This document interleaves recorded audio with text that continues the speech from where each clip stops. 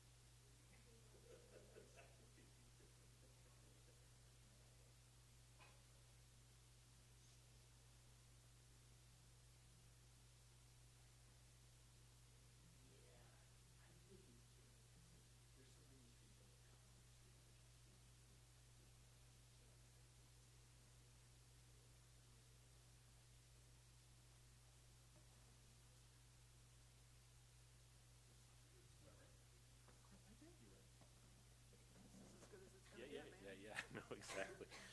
So, okay. Hello, everybody. Is this all right? So, welcome to the Morton-Kenney lecture. We have Professor Christina Wolbrecht from University of Notre Dame that's here. A little background on this particular talk. So, we originally invited Professor Wolbrecht to speak here back in 2020, and the goal was to coincide with her book that was coming out, which was on women and voters, looking at, particularly because you're looking at the centennial of the 19th Amendment. So perfect timing, great topic, COVID hits, everything shut down. So remember, like, so this was supposed to be in March of 2020, and so this goes down. Next year, okay, no, still can't do it. Then we're like, okay, this year, we're definitely gonna do it. And then as we're doing it, we're kind of setting things up early in the semester, Omicron hits, and we're like, okay, maybe not. And so we even schedule on the calendar, end of March, we'll make a, do or don't kind of call. We're like, okay, we're gonna do it, everything's gonna be fine. Then we get today, and the AC goes out in Morris Library, we can't go over there, we have a tornado warnings, everything else. So I'm not saying the universe doesn't want her to speak here. I am saying that there is a storm shelter over there, or earthquake might hit, so I don't know what's gonna happen, right? But I will also say this, is that she's also excited too, because I believe, if I remember what she was saying before, she has other talks that she's had to postpone because of this, and we're kind of the last one of those series as well. This talk is usually have a lot more people who are here, but with the weather and the change and everything else, at this point, just talk, and we will listen to whatever you have to say. Oh, get comfortable. Yeah, it sounds good. All right, so thank you. I just wanted to recognize John Shaw here, director of the Paul Simon Public Policy Institute, which works with us on this. And so with that, if we could all just welcome Dr. Wolbrecht.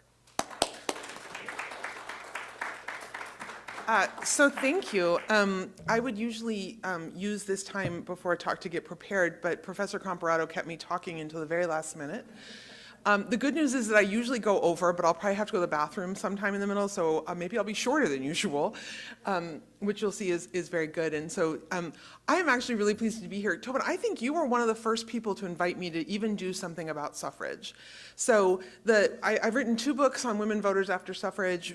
One looked at women voters in the 20s and the 30s and was more sort of an in-depth sort of data and sociology book. And then coming into the centennial, my collaborator, Kevin Corder, and I wrote this book, which looks at women voters over a 100-year period, and that's what I'm going to be talking about today. today.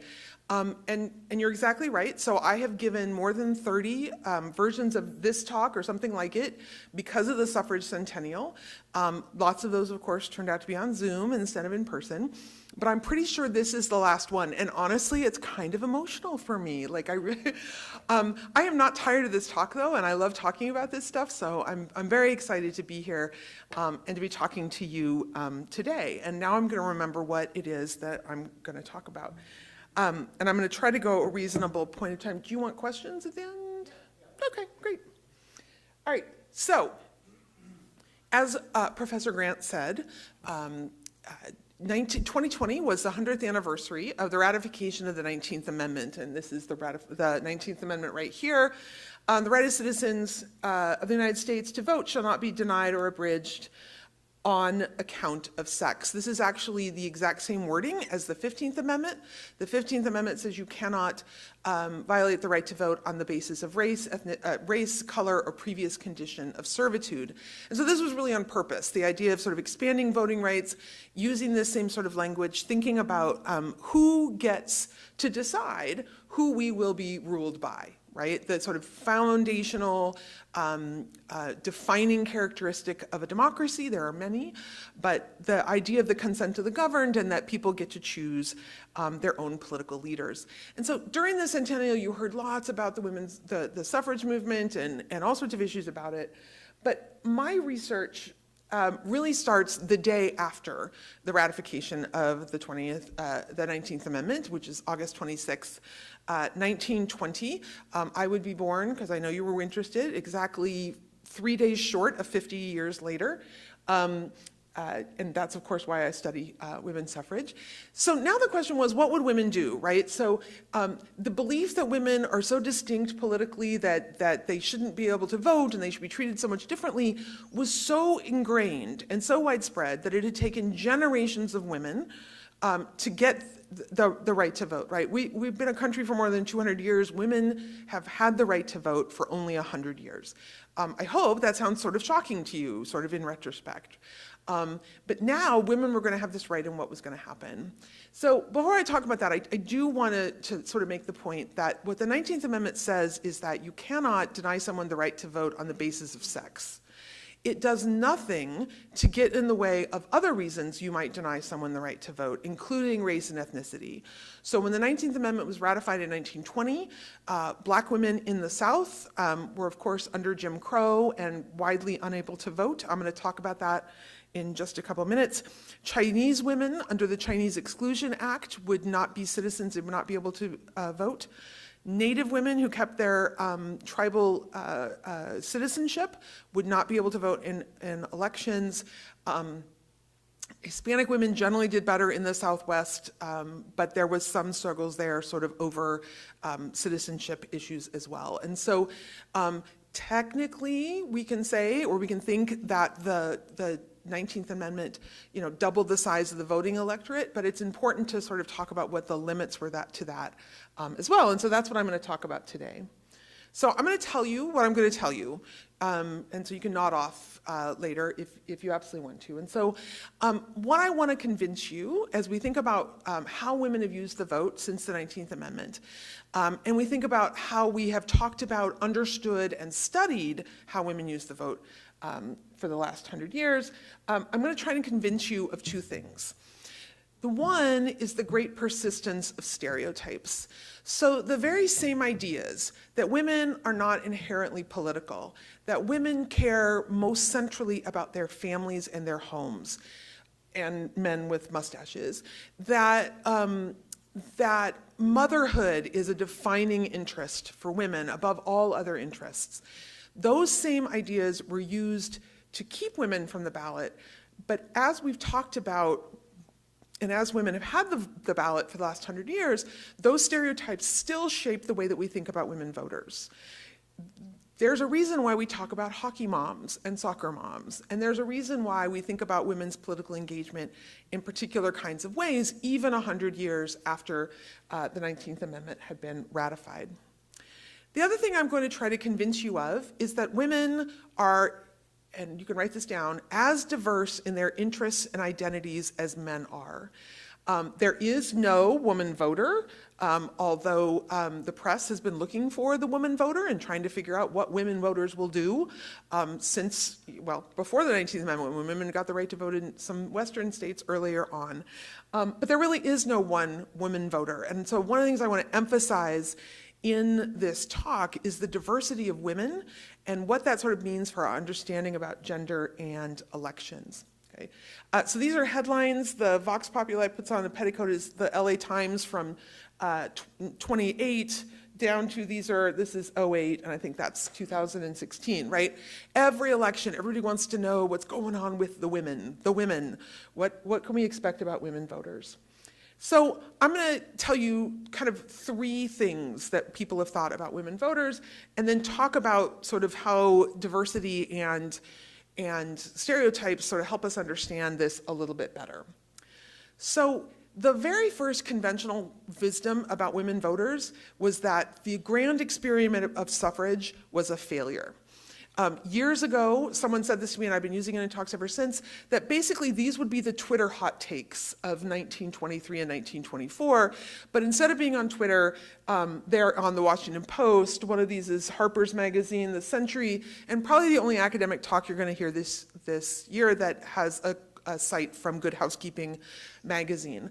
This idea was absolutely widespread. I mean, there's a reason why it's actually a question here in Good Housekeeping, because it's so talked about, that women's suffrage had been a failure.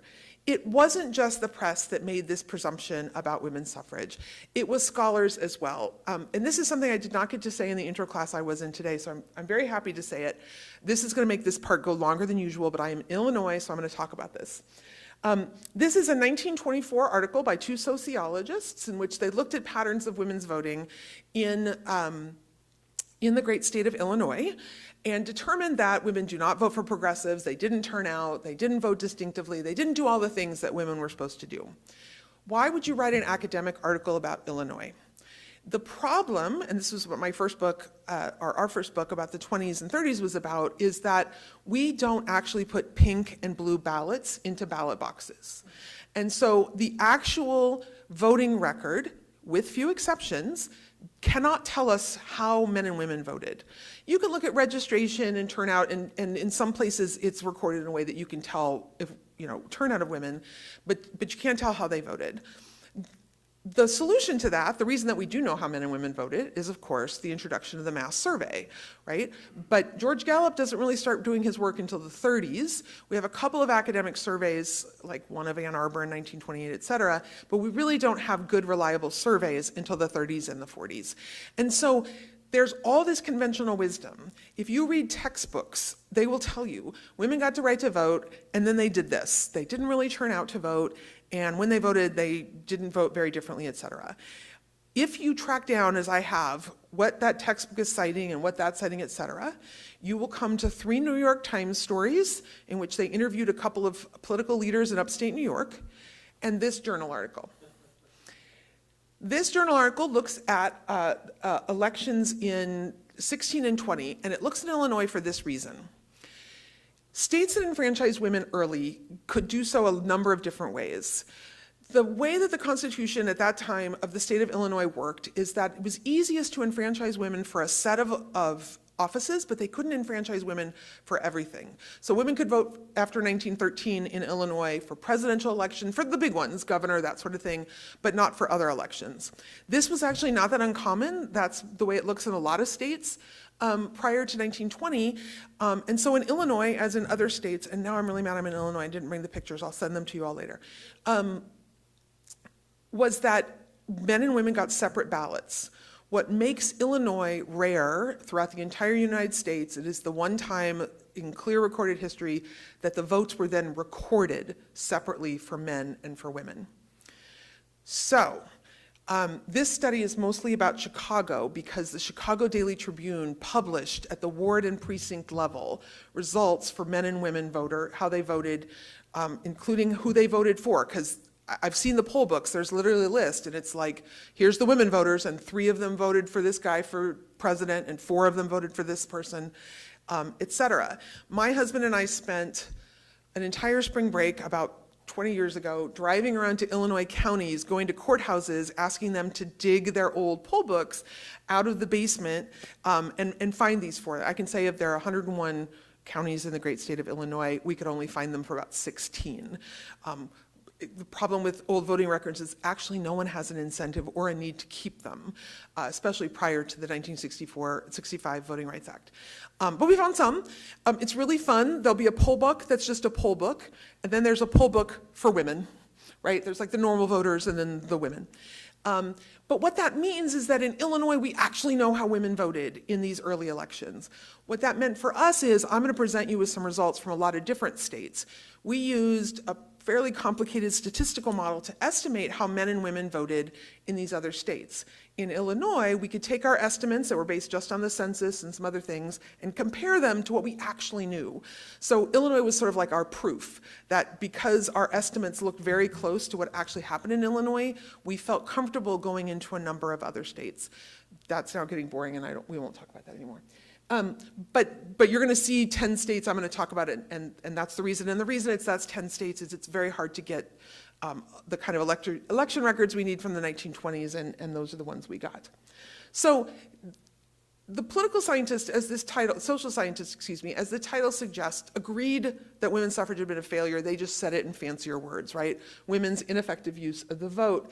And so what do we mean when we say women's suffrage had been a failure? This is a quote from a very well-known popular history of the 1920s, and what Mr. Lou Allen says is, basically, women got this big accomplishment and they just didn't use it, right? They simply did not turn out to vote. They just weren't very interested in it once they had that. And so the first question, of course, is this correct?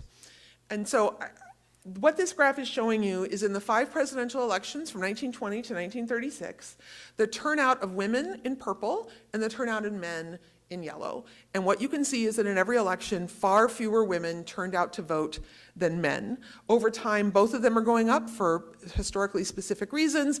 And actually, and this is the story of the 20th century, women's turnout continues to go up at a slightly sharper rate than men's. It will not be until 1980 that women become more likely to turn out in elections than are men, but that has been the case now for 42 years. Right, so you look at this, and women are below 40% and men are above 70%. That's a huge gap. Clearly, most women did not bother to turn out to vote in elections.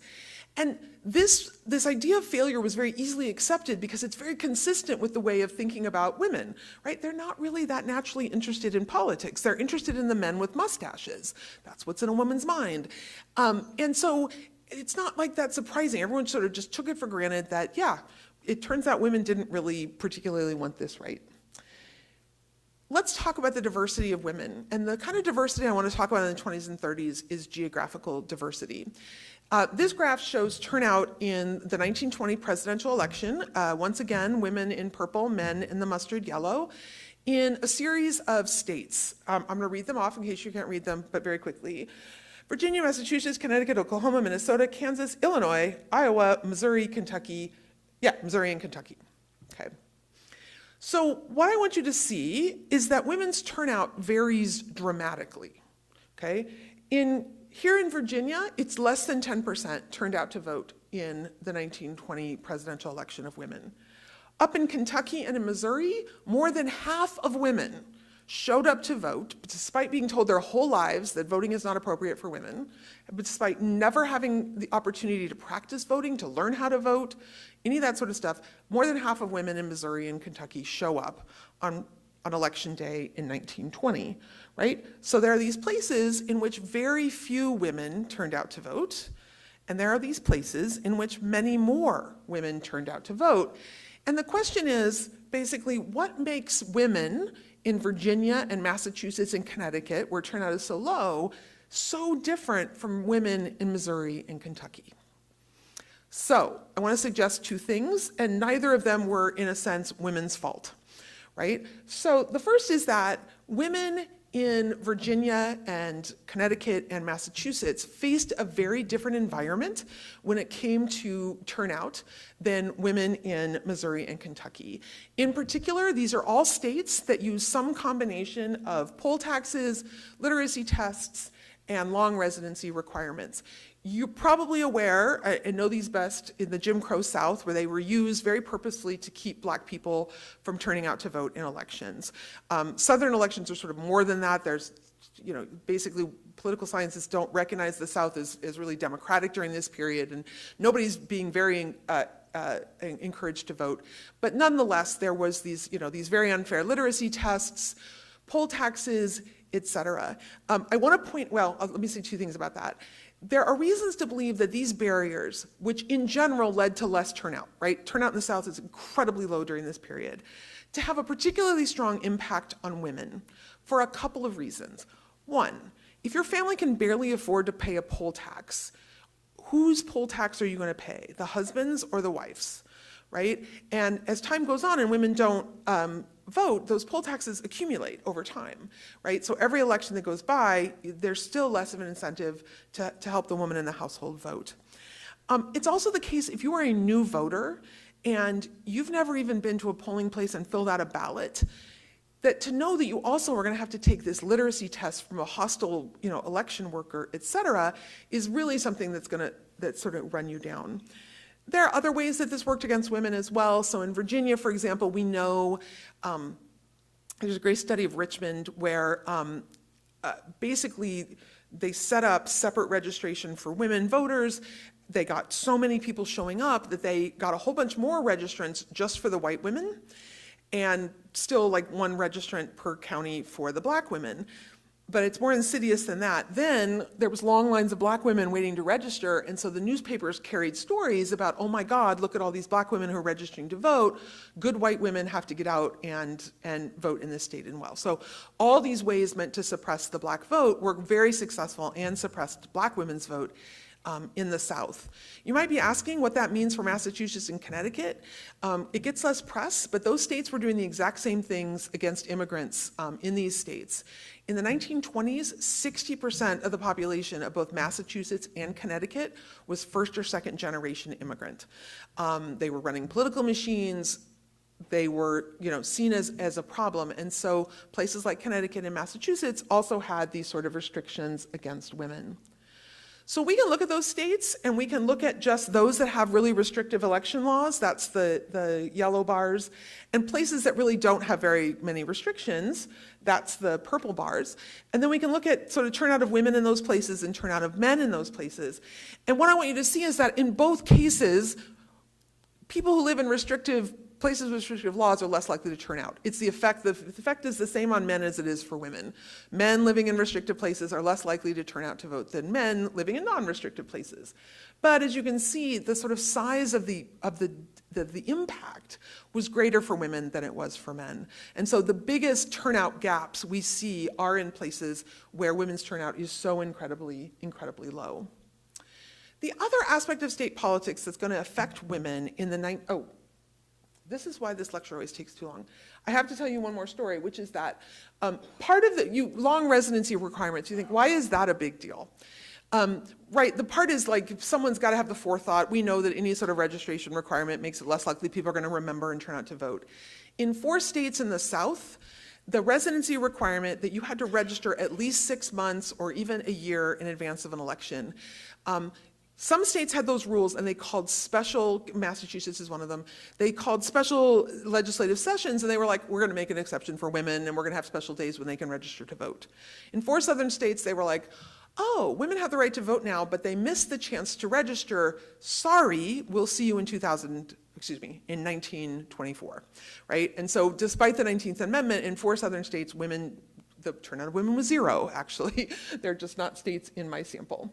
All right, the other way that defines the American states, I'm going to start talking quicker now, that always works, is in the kind of party competition we had at the state level in the 1920s. This is a time period that kind of looks like ours, where states are overwhelmingly dominated by one party or the other. In the South, that's going to mean the segregationist Democratic Party. In the North and in the West, that's going to be Republicans. What we know is that turnout tends to be lower in non-competitive places, right? And you can imagine why. If I know the Democrats are always going to win, I barely need to, why bother turning out? My vote's not going to make a difference. Perhaps more importantly, In states where one party dominates over the other, and the South is a perfect example of this, parties and candidates don't do a lot of campaigning, they don't have a lot of get out the vote efforts, they're not like helping people to the polls because they're gonna win. Like it's only when competition is super close that you're like, I need to bring every single voter, right? Make sure people are there on election day. And so we know that in general, in less competitive places, turnout tends to be lower. It turns out that that's even more discouraging for women voters. So what this is showing is, again, turnout for women on the left and for men on the right. In places that are one-party Democratic, that's purple. In places that are one-party Republican, that's the yellow. And then the green is in places that are actually competitive. So you'll remember that women's turnout was highest in Missouri and Kentucky. In 1920, the presidential election in Kentucky was decided by 0.05% of the vote. It was hugely competitive. If you have a situation like that where the vote is so close, you are not saying to yourself, let's let these sweet Southern belles stay home on election day, right? You are bring your aunt, bring your mom, bring your wife. We want people to vote on election day. And sure enough, women's turnout in those places is much higher than we're going to see in non-competitive places. So here's the point I just want to make about all that.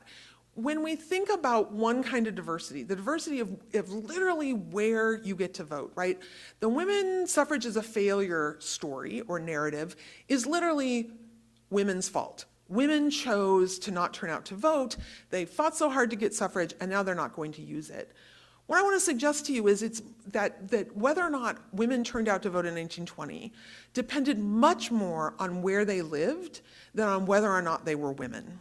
Okay, so the difference between a woman and the likelihood that a woman in Kentucky turns out to vote versus the likelihood that a woman in Virginia turns out to vote is 50 points, right? The woman in Virginia looks much more like men in Virginia in her turnout than she looks like women in some of these high turnout states. The overall difference between men and women is only about 30-some points, right? There's a bigger difference within women than we're going to see between women and men. That is a theme you're going to hear from me again and again because women are diverse and different and they have lots of different interests, et cetera. I'm going to skip that one. Now, one way in which women's suffrage was a failure is women didn't turn out to vote. The other way in which Lou Allen and others are going to believe that women's suffrage is a failure, this is the same quote, but he goes on to say, she voted, but mostly as the unregenerate men about her did. What Mr. Lou Allen is trying to say is that where's the revolution? Women got the right to vote, and pretty much the same parties, the same patterns sort of followed over time. This conventional women wisdom became known as the women vote like their husbands sort of conventional wisdom, and it persisted in American politics for a very long time. So this is a headline from Boston in 1920. This is from the Detroit Free Press in 1952. Right? So still this idea that women vote as their husbands tell them how to vote.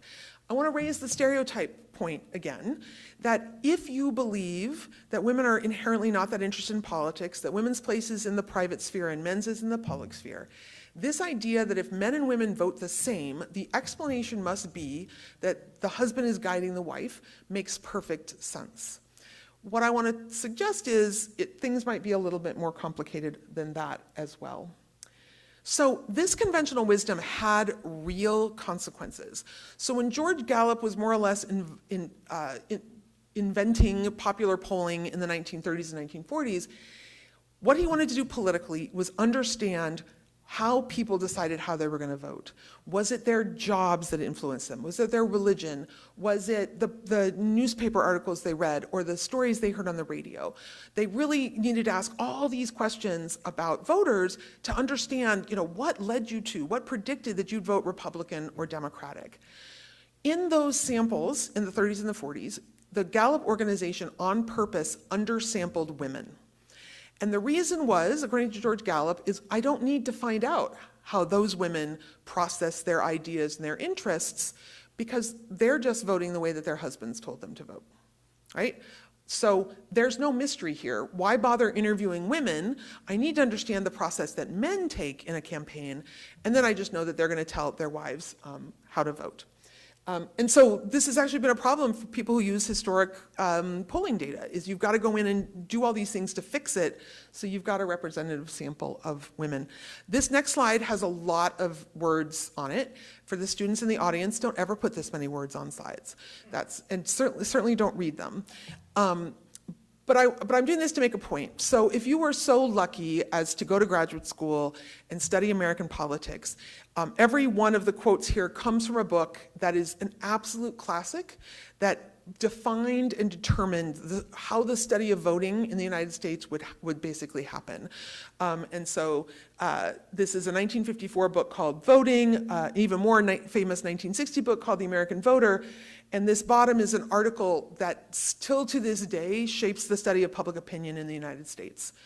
These are great pieces of work that tell us stuff about voters we had, it's the first systematic study, nationwide samples, told us stuff about voters we had never known before. Super, super valuable. They all agreed that women did not turn out to vote at as high rates as men did, even though by the time the American Voter's written, it's like a 10-point gap. Was because they're inherently less political. And I don't know if you can read any of these quotes, but they basically are all saying the same thing, that women just followed how their husbands told them to vote.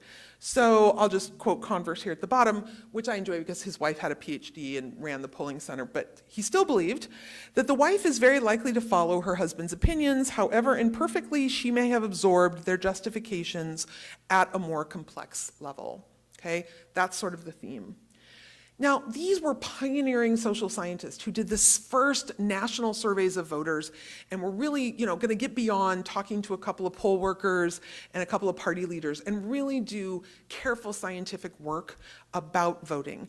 So let's look at their evidence for these claims. So I'm going to pick on Berelson, Lazarsfeld, and McPhee. And what I want you to see in this sentence is that they're making a bunch of clear empirical claims. They're saying these are the facts. And the facts are, men discuss politics with their wives. That is, they tell them. The claim is, men tell their wives how to vote.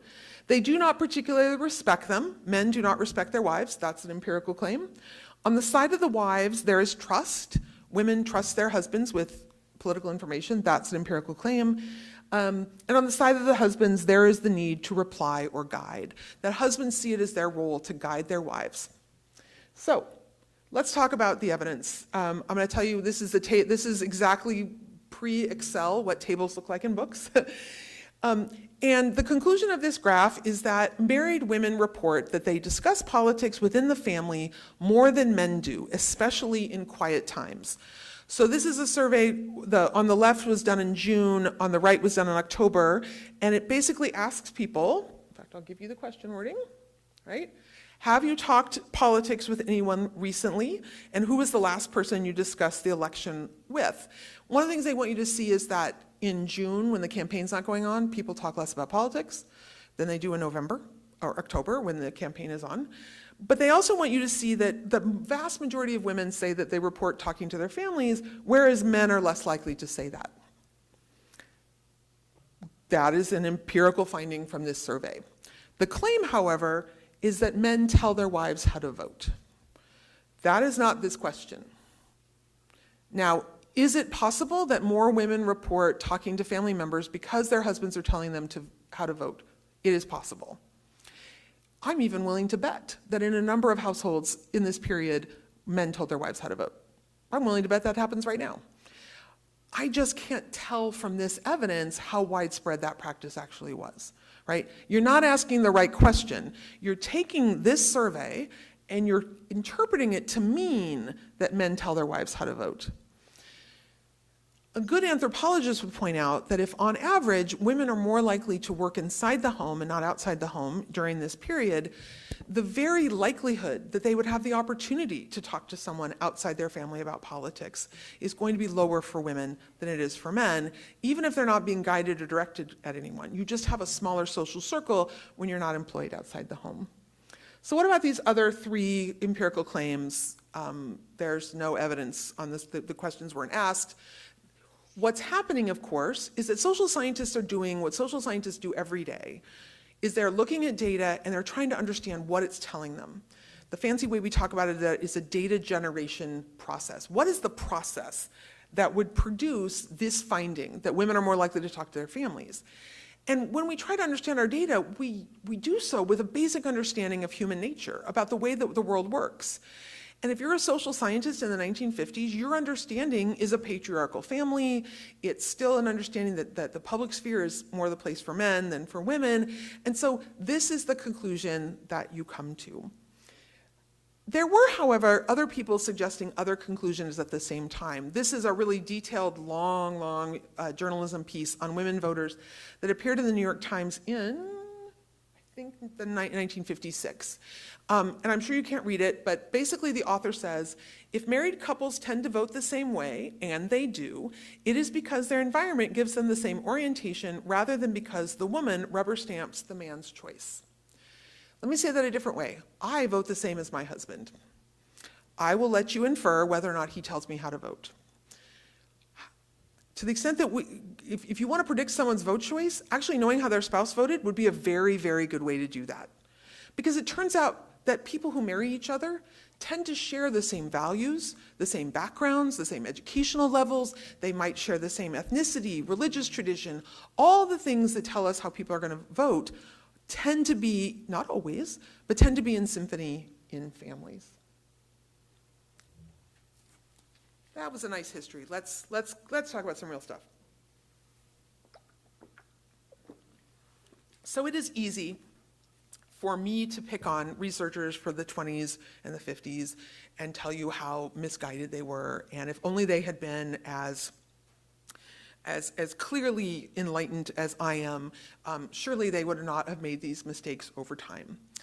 That is not at all the conclusion I would want you to take from this talk. The conclusion I want to take to the talk is that all of us who try to understand human nature have to be constantly thinking about the biases and assumptions that are behind the way that we read data, the way that we understand what's happening in the world. So in 2016, I published my first book on women voters, and I'm like, this is my year, man. I got this book out about women voters. We're gonna have the first woman nominee. I went to the DNC to see this happen in person. And it turned out that Hillary being a woman was like the 10th most interesting thing and unique thing that happened in 2016, right? But nonetheless, this was a really interesting year for gender politics, right? So one party nominates the first ever woman as a presidential nominee, the Democrats with Hillary Clinton. If you had asked any women in politics scholar who you run against the first woman, it would not have been Donald Trump. But the Republicans nominate Donald Trump, right, who has been, says publicly pretty offensive things about women, has been credibly accused of doing pretty terrible things to women, et cetera, as the nominee, right? And so observers in the press in particular, including really good smart ones that know how to look at data, were like, it is gender gap time, right? We are gonna have an enormous gender gap because clearly with this choice of candidates, all the women are gonna vote for Hillary and the men are probably gonna vote for Trump. Because how could women not vote for the first woman nominee, and how could women not vote against this man who has said and did these very specific things? So to determine whether or not they were right about the largest Clinton gender gap in more than 60 years, that's NPR, the other one is from 538, I just want to briefly give you a little bit of background on the gender gap. So what this graph, which is absolutely impossible for you to read and it shows, is basically the gender gap from 1952, when we start getting really good surveys, through, in this case right now, until 2012. And what it's showing is the percent of women voting Democratic minus the percent of men voting Democratic, which means when the value is under 0, it's actually a period in which women vote more Republican. And in fact, from the time of suffrage through the 1950s, including the 1960 election, women are slightly more likely to vote Republican. I can talk about why. I will point out, as I did in a class this morning, that it's important to note that around the world, women were more likely than men to vote for center-right parties in the decades following women's enfranchisement. So this is a worldwide pattern. If the number is, or if the value is above 0, this means women are more likely to vote for Democrats than are men, right? And so we get the 60s, none of this is sort of statistically significant, but emerging most clearly in 1980, the year that Ronald Reagan is elected, we have this modern gender gap, which also I should say also characterizes the rest of the world right now, where now women are more likely to vote for center-left parties than are men, including in the United States, and we get this sort of moderate gender gap. So the size of that difference between men and women, and I'm going to spend a lot of time talking about this in a few minutes, is usually somewhere between 5 and 10. That's 1996, where for weird reasons we get this huge sort of bump. And it had been about 5 points in the elections leading up to 2016. So obviously, Trump versus Clinton, right? We're going to have a giant gender gap. So I want you all to sort of prepare yourselves because I'm going to show it to you. All right? Did you miss it? Okay. That's a nothing burger. There's nothing going on there, right? I can tell you 2020, it even falls to smaller than that, right? So what is going on? Why is there not a giant gender gap? Well, the press was clear on whose fault this was, right? And that the issue was that white women did not vote for Hillary Clinton. That they had this opportunity to vote for another woman, they had an opportunity to vote against Donald Trump, and how dare they betray their sex, basically. Let me be clear, there's some real important criticisms here, but I want to put that also in sort of historical background. So I'll talk more about this in a second, but the first thing to say is that it is in fact the case that in 2016, a majority of white women voted for the Republican candidate. A majority of white women have voted for the Republican candidate in every presidential election since 1952. With the exception of 64, which is the Goldwater landslide, and 1996, which is the Clinton re-election. White women vote Republican. Let me talk more about that. And that, of course, brings us back to another point I want to make, which is about the diversity of women as voters. Okay, so what am I showing you here? On the left is white voters in 2012. On the right is African American voters in 2012. Women, this is voting Republican. Women are in purple, men are in yellow. That's always the way that the genders break down in this presentation. So I want you to see a couple of things. I want you to see that a majority, more than 50%, and in men's cases almost 60%, of white men and women voted Republican in 2012. No Donald Trump. This is the year that the most offensive thing that Mitt Romney said is that he had binders full of women, right, against Obama, and a majority of white folks are voting Republican. A very, very small minority of African American folks are voting Democratic. This is pretty much the way things have looked for quite some long time. Okay, so that's the first thing to say, right? The second thing to say is I want you to notice that among both African Americans and whites, there is a gender gap. White men are more likely than white women to vote Republican. We always say it the other way, like it's on women, but here's a little history for you. It's actually mostly about men moving to the Republican Party. Among African Americans, women, in fact, the estimate is actually 0% of black women voted Republican in 2012, and black men are a little bit more likely to vote Republican, okay? We see this across education groups. We see it across ethnic groups. We see it across age.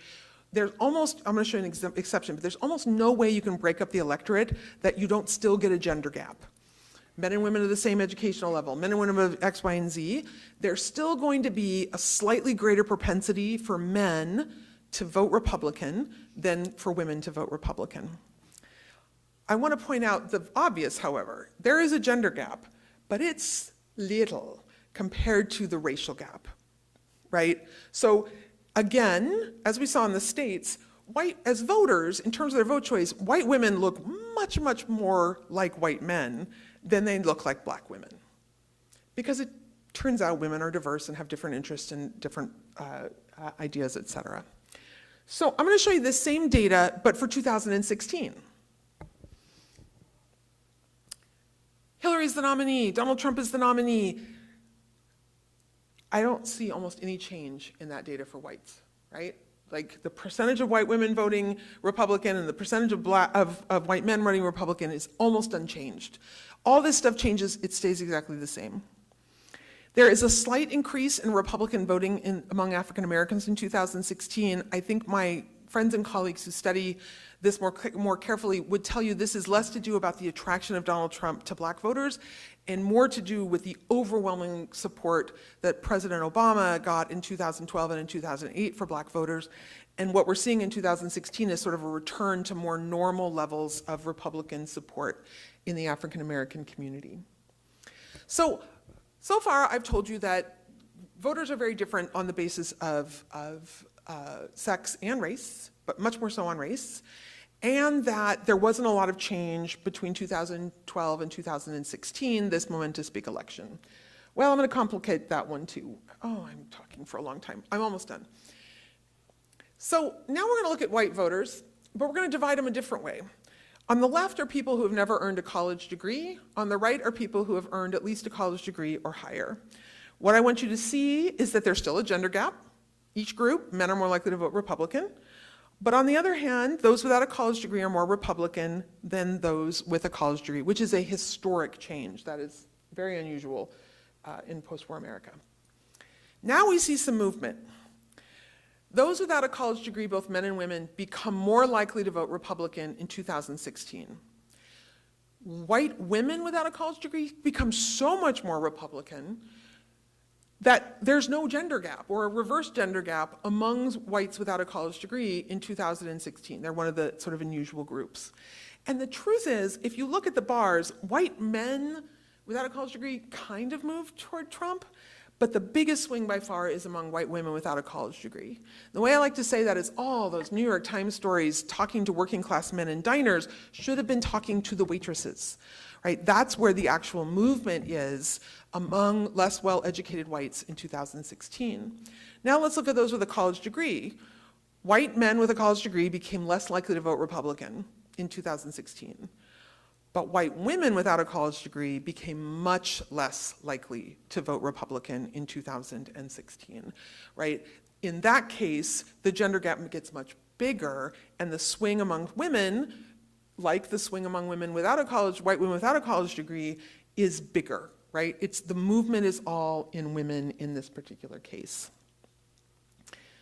Again, because not all women are the same, not all white women are the same, not all black women are the same.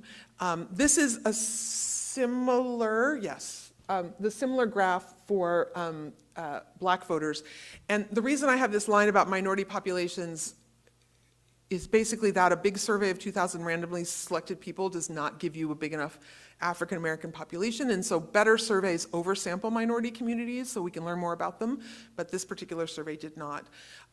I'm just going to tell you that the same sort of pattern holds, that we see a bigger move among women. You'll see that black women without a college degree, almost none of them voted Republican in 2012, and now they did in 2016. It looks like the bar gets bigger for women over there, but actually the second one is indistinguishable from zero, as we say. My point is simply this, that to think about women as voters is to think about our sort of persistent stereotypes about who women are and what motivates their politics, right? An assumption that women would vote for Hillary Clinton assumes that women's gender is the most important determinant of their politics, that I would rather vote for a woman and against this man who said bad things about women than vote with my other interests, my interest as a labor union member, my religious interests, my beliefs about taxation, my beliefs about abortion, my beliefs about healthcare, right? We still have this idea that women are defined by their gender in ways that we rarely expect that men are, or at least in different ways than we expect that men are. And so to understand women as voters is to recognize that there are important gender differences, and I'd be happy to talk to you at length about why men are more Republican and women are less less Republican. But that masks the great diversity within women. And then secondly, to say that even today, when we think that we've sort of gotten this better, we have to constantly be thinking about how our attitudes and expectations, our stereotypes, our internalized are shaping the way that we look at the facts that are presented to us. And with that, I will stop talking, and I look forward to your questions.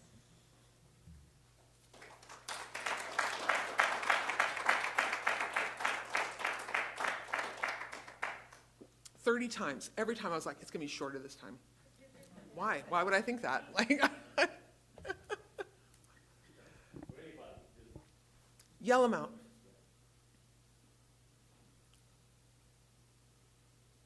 Yes, please. Separate out married, unmarried, and then run it that way. Does the gender gap grow for unmarried? So that's a really great question. So unmarried women, especially unmarried women with children, are the most democratic group of all those sorts of groups. Unmarried men are also more democratic than married men.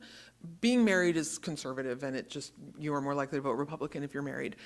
Even controlling for other things that might be associated with marriage and not marriage. But yes, the gender gap still, and if anything, among unmarried men and unmarried women, it's quite large because unmarried women are so distinctively democratic. The gender gap among married folks is not huge. And on average, married folks are more likely to vote Republican. I'm sorry, I'm gonna sneeze. Say something about why that is. Or not. This is why I'm 6 feet away from you. So why might that be? So I'll do a really short discourse on the reasons why we have the gender gap that we do. Because the gender gap emerged so clearly in 1980, and that was also the year that Reagan, right, takes on the conservatives and takes the Equal Rights Amendment out of the Republican platform and adds the first very clearly pro-life items into the Republican platform. The conventional wisdom, and Nate Silver still talks like this, gender politics scholars, he also won't talk about the gender gap, right, in general, but God bless him, Nate still talks about this, is that it was basically abortion and women and feminism that led women to become more democratic. And it certainly can sort of look like that when all those events are happening at the same time, and when feminists are saying, yeah, you better, come on our side or women won't vote for you. It looks much more likely, and this is the point about unmarried women, that a lot of the shifts of both, again, initially it was more men becoming more Republican than women becoming more Democratic, have to do with women's specific relationship to the social welfare state, particularly starting in the 60s and 70s, which is to say two things, right? As the social welfare state is growing, women are, of course, for all sorts of important reasons, more likely to be the beneficiaries.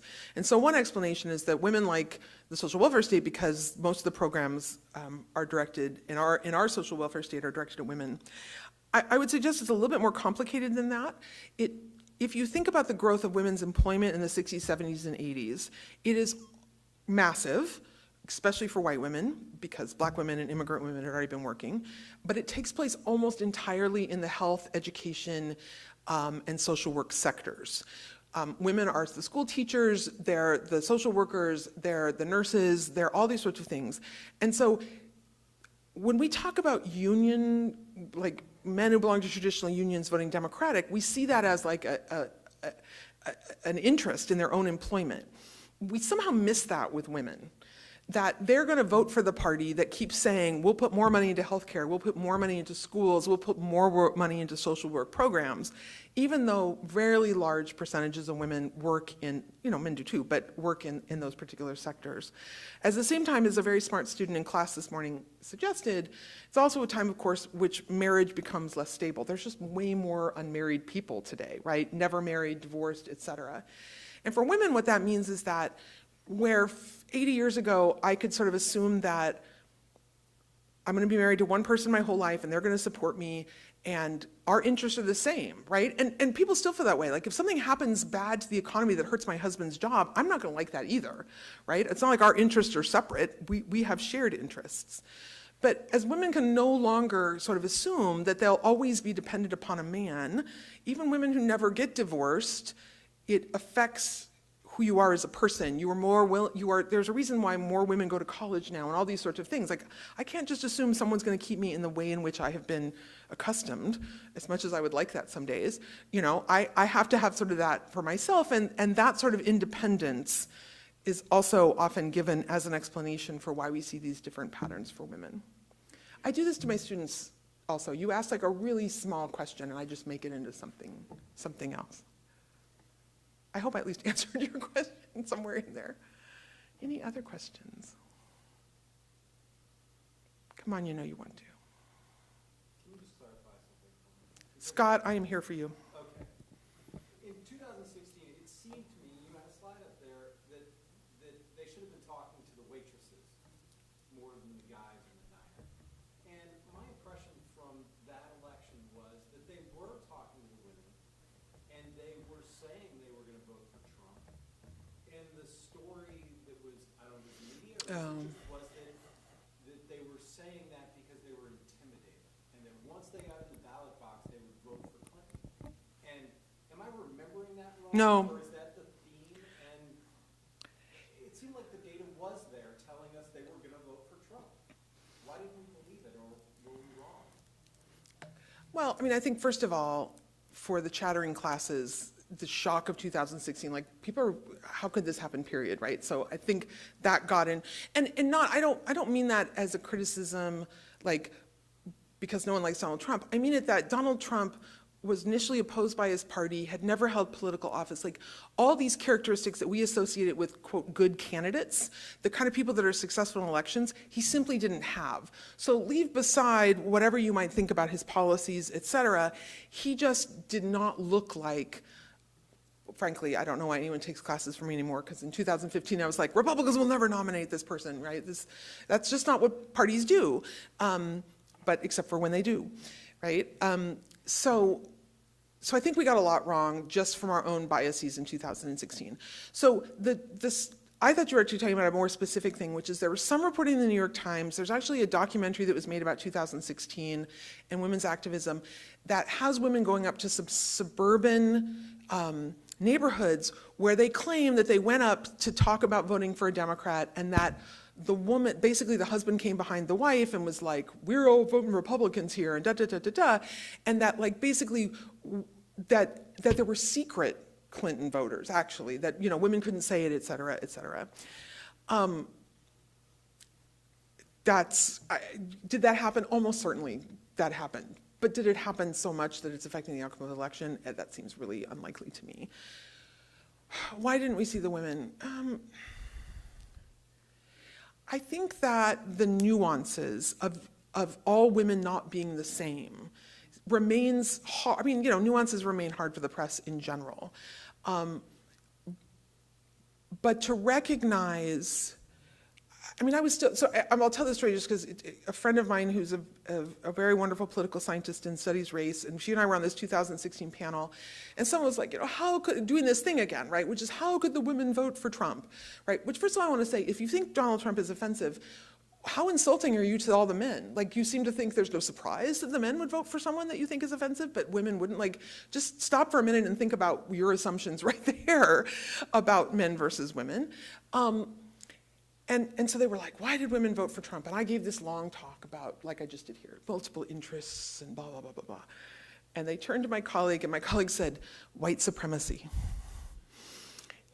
Which is a way of saying that different women have different interests, and that some women, the appeal of Donald Trump on racial issues.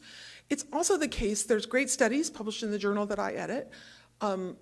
We think of sexism as a thing that only men have. Sexism is not historically, how sexist you are is not a predictor of how you're going to vote in a presidential election, but it sure was in 2016. And it turns out lots of women also have sort of sexist beliefs. Things like women complain too much, they're trying to get things they didn't earn, they falsely accuse men of things. All these sorts of sort of modern versions of sexism are distributed amongst women the same as they're distributed against men. So in a weird way, I sort of want to defend women's right to vote for anyone they want, including Donald Trump. Like, you're allowed, the quote I had from the 30s is, the unregenerate men around them did. Like, this was their standard. Men were going to be the rational voters. Women can at least do that. And so if men are going to vote for these candidates that some people don't like, why can't women get to do that as well? I appreciate that my last lecture can involve yelling at you, though. That was... Scott and I went to we went to graduate school together, so I've been yelling at him for decades now, literally. I won't yell at you if you ask a question, just at Scott. Yeah? I'll ask a question actually about the 2020 election. Okay.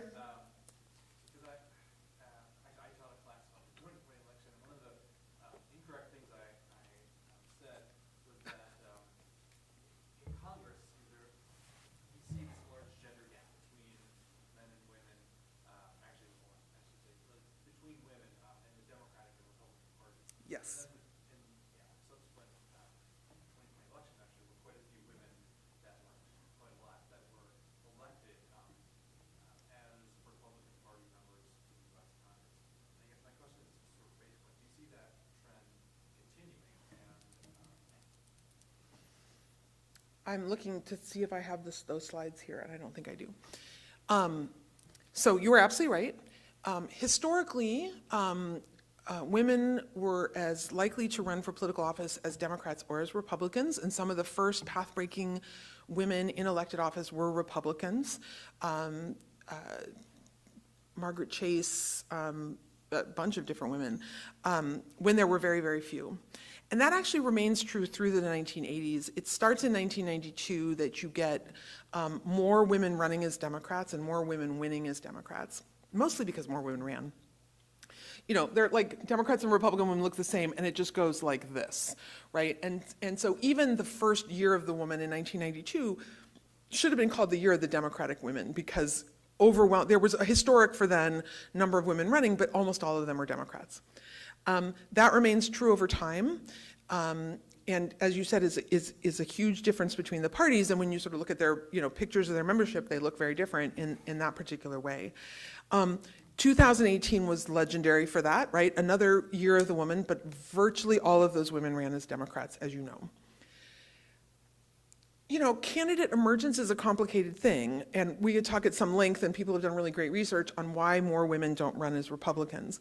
Part of the problem is they face a barrier in their own primary contest that people do assume that women are more liberal than men, and that works great for Democratic women in their primaries, but it does not work well for Republican women in their primaries, which is probably one of the reasons that some of the most prominent Republican women are extremely conservative, because they frankly have to do more to prove to their primary electorates that they're on the team and that they're gonna, sort of do what the team wants. And there's really good work about women emerging out of state legislatures, the reason that Republican women don't make the leap up in the way that Democratic women do.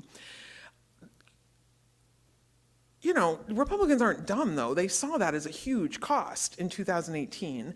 And so when I say candidate emergence is complicated, it's not just that women decide to run, it's of course who the parties, support and sort of groups. And so there's no question they made a huge effort in 2020 to recruit more women. It's also clear that more and more Republican women in local politics also started saying, hey, there is an opportunity for me here, and I frankly don't want my party to look bad on this particular dimension. So I haven't looked at the numbers in a while. I'm fairly certain there were still more Democratic women candidates in 2020, but there was record numbers of Republican women. On the inside scoop, I'll say this turned out really, really good for my other collaborator, Dave Campbell, and I, because we're doing an experiment, and we wanted to be able to say, you can't lie to people in experiments, it kind of sucks. And we wanted to show some people a story that said record numbers of Democrats, and then another story said record numbers of Republican women, and that was true. So the Republicans helped us out a little bit there. I don't know if that answers your question. I think it was a strategic move. I think that it remains to be seen if there will be follow through in 2022 and 2024. Excuse me, 24, no, we haven't had an election yet this year. What is time? I don't really know.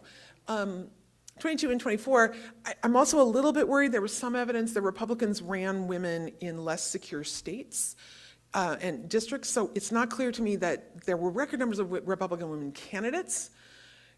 I don't think the payoff was as big, although still there are more Republican women in Congress now. See, no yelling. Dr. Grant. So, yeah, I think that, really fascinating stuff, and particularly I like how you separate out the perceptions that people have and the headlines and that sort of thing. Right. So, I don't know, I want to say like this is a devil's advocate kind of Do it. kind of question, but that this kind of broke, but I hope that you just knock down what I'm about to say. But so if you're looking at it as someone who studies elections, studies voting behavior, and looks at gender, and then the takeaway is, yeah, women are, yeah, there's a lot of nuance there, and we don't see as much of a gender gap and everything else. Like, where do you see the study of gender and elections going if it's less about differences between men and women? So I love this question. I love it so much. But I'm going to answer it in a slightly different way. And it's going to be funny because it's going to bring around to stuff that we were talking about in the car. And I'm going to answer it this way. So less so about women in voting. I'll quote Colleen McConaughey on this, who always says, women vote not as a sisterhood, but as women, right? So there's this idea that they're all sort of unified together and they vote as women. It's not the sisterhood, it's something different. But I want to answer your question by talking about other research. So the other sort of major project I have is on women as political role models. And whether or not you can think of, I always say Elizabeth Warren and her pinky promises with little girls and Hillary Clinton's cracks in the ceiling. We have this very popular idea, and it's not just a popular idea, political theorists talk about this, that one of the problems women face because of the stereotypes I talked about is that they're not considered like appropriate to rule. Like the theorist Jane Mansbridge says, they're not considered fit to rule. And so the more women you get into politics, the more that's going to look normal, right? And you hear this, AOC and all these women, and now we've had Kamala Harris, that our ideas of leadership in politics are going to be less gendered, right? And where I'm getting to is the more that there are women, the more that they're normal, and the more that those gender stereotypes I just talked about are supposed to go away. So my colleague and friend Dave Campbell and I have a project. We mostly look at adolescence. We've been doing this for a long time, but we're writing a book right now, and it's literally about this obsolescence, which is that what we have seen in our research is that when women run for office, they do make young girls think that politics is more fair. They do make young girls more interested in being politically active. We saw huge jumps after Geraldine Ferraro was nominated in 1984, after the Year Woman in 1992, of girls and especially, but stuff happens for boys too, saying, yeah, I could do this too. Like, this is a normal thing for girls to do. What we have increasingly found in the last couple of years, and what the experiment I was just talking to you about today confirmed, is it's ironic. It's actually the novelty of women. So, for example, when we looked over time, it wasn't how many women run, but it's literally how much the press says, this is a historic number of women. This is a lot of women running, right? Like they did for Geraldine Ferraro, like they did in the Year of the Woman. We even found, and think about it this way, if I'm growing up in California and Dianne Feinstein runs for the 1 millionth time, I am not little girl sitting at home going, this has just blown my mind, that a woman could run for the US Senate for a seat that she's held for like 3 decades, right? But it's when the first woman runs, and we're actually able to control for that. Like, so we're going to treat Dianne Feinstein different than we're going to treat the first woman who's ever run for Congress in this particular community or whatever it might be. And sure enough, it's those new people that have the impact on behavior that make people go kind of, we think of it kind of just as a salience thing. People look around and go, oh yeah, that is new. And that's where we see the effect. So I was bragging today that on my break, I had talked to my co-author and we had run this experiment with college students all over the country. And we showed some of them a story, and I was saying that we got good results. So I'm going to tell you now what the good results are. Some people got a story that said, this woman ran for this office never held before by women ever. For the first time she's been elected. She'll be the first person to represent, the first woman to represent, blah, blah, blah. Other people got a story that just said, Jane Doe ran for office and she won this election. And then other people got, I think, a boy story. The just describing a woman running for office had no effect on participation, beliefs about politics, et cetera. reading the story that said it's the first ever woman that's ever run had big effects on participation, et cetera, in that experiment. So in a sense, for good or for ill, right, the more normal women become, the less, at least this role model effect is going to happen. I am not worried, however, in my lifetime that we're going to I'll say it two ways. I'm not worried in my lifetime that there will not be any gender dimensions of politics. And in fact, to people who said, oh, gender's not really that central, et cetera, I think that the last 6 to 7 years have put that to its side. That ideas about masculinity, about a proper role for women, about childcare, about whether women should work and under what sort of conditions are absolutely central to our politics, and I don't expect that to change anytime soon. Plus, I'm retiring in like 20 years, so y'all do whatever you want after that. I've got a question. I'm ready. Allow me to ask about women's issues, which you've kind of been alluding to. And so, if I'm not mistaken, a theme of your talk has been, well, and let's define the gender gap as the difference between women and men in terms of partisan differences in voting. And you suggested that there's bigger differences among women than there are between, well, okay, let me, I guess what I want to ask is, what you found with respect to voting in women, does it also hold true with respect to issues? And if so, what issues? I guess what I'm kind of asking, like, what issues are women's issues? Yeah. And how does that play out in terms of differences between women and men? So, I'm sorry, I'm not good. Usually I stalk when I'm teaching. I'm not good at standing behind a podium. So this idea that there are specific women's issues, and so I should say, so my first book was on how the political parties changed their positions on these things, like how Democrats became the party of childcare and the ERA and abortion rights, and Republicans became the other party. So there's no question that the parties are different from each other on those sorts of, on what we might think of as women's issues, which I mean issues that are either directly directed at women or affect women more, like childcare. So that might be breast cancer research, that might be, oh, they had to fix Social Security because women work in different ways than men do. And I could make an argument that every issue is a women's issue, but those sorts of issues that you mean. And so when the gender gap first emerged, that was by far the conventional wisdom, that women moved to the Democratic Party because they cared about abortion rights, they cared about the Equal Rights Amendment. To their credit, I would say that political scientists debunked that almost immediately. So there are classic articles in 1982 and 1983 that show that it is not those issues.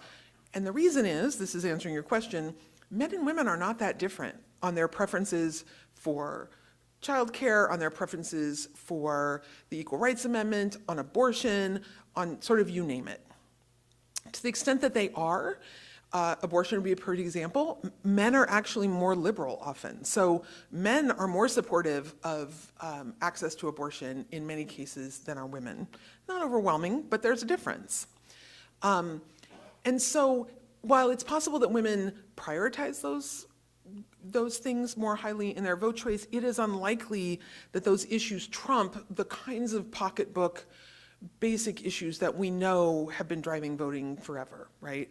And so it's really not that issue. So let me actually answer your question. What are men and women different on? Historically, well, at least since the 1960s, and this goes into the explanation I just gave, women are more supportive of social welfare type programs, by which I mean they're more likely to favor more spending on education, more spending on health, more spending on projects for the poor, for the aged, for the disabled, et cetera.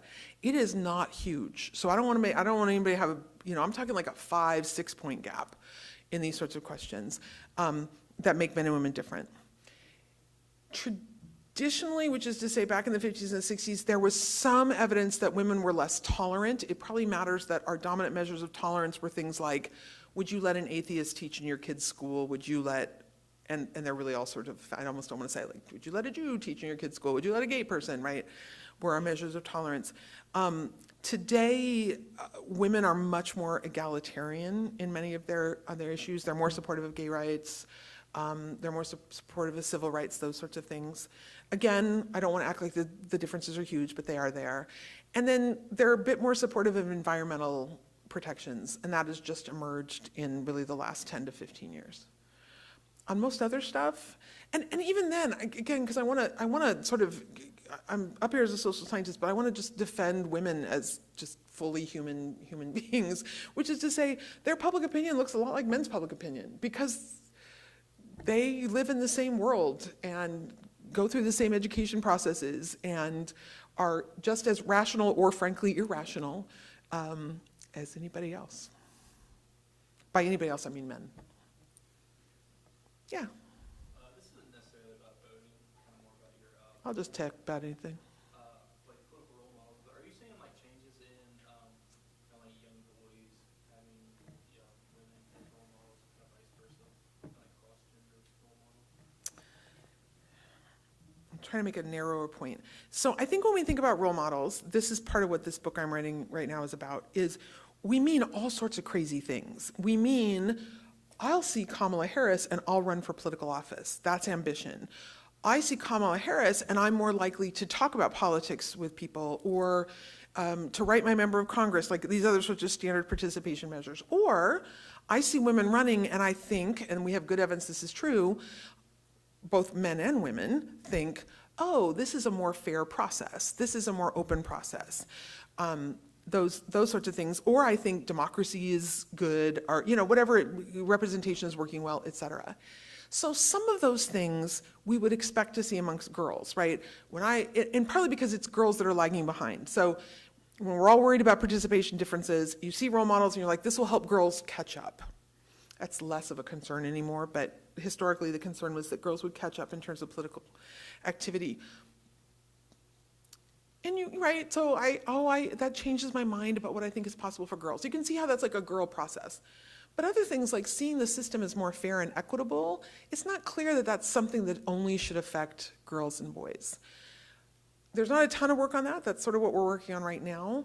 I can tell you we have a paper on basically if you see women running, do you think women are capable, that having women in office is good? I'll tell you that almost all the movement is among Republicans and including Republican boys, in part because the Democrats already think that that's a good idea. And we talk about it as room to move, right? There's still some convincing to do. The other thing I would throw out is that I'm not doing it, and I don't even know the research very well, but there's good stuff now on sort of this intersectionality solidarity.